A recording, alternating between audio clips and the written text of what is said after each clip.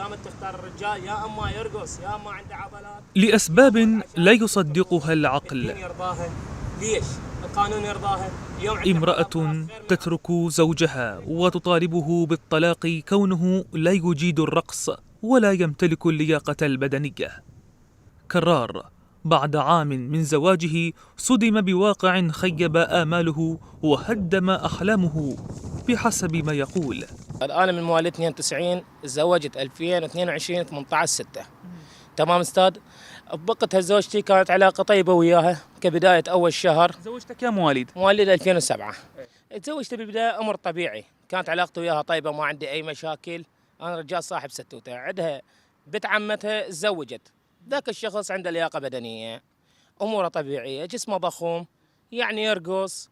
قال شوف انت ما تعرف ترقص. يابا قلت له انا ما جايبيني يعني من غير مكان، حتى انا اعرف ارقص، انا رجال يا دوب يعني مباوع على عيشتي.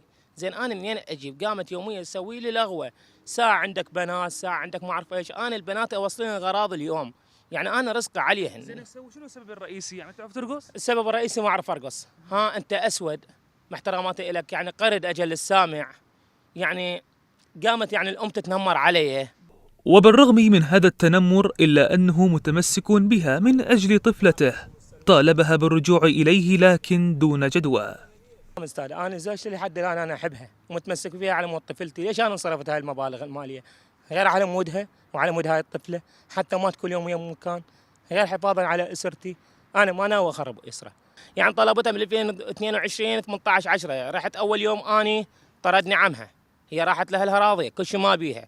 رحت كان يطردني عمها، قال روح. رحت انا وام وخالي هم كذلك انطردنا. قمت انا قضيت البيت المطاوعه حتى ترجع زوجتي الي.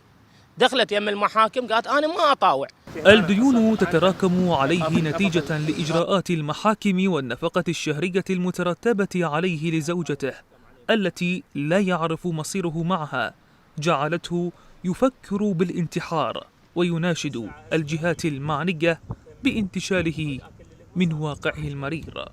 انا مفكر بغير موضوع، مفكر الانتحار. قسما بالله ما عندي استاذ، حالتي تعبت.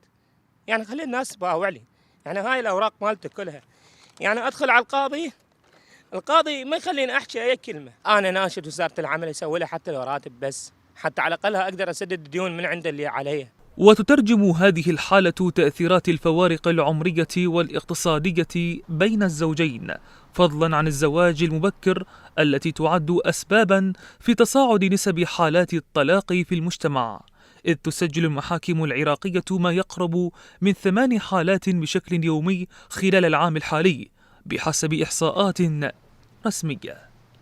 صقر منذر، بغداد الأولى.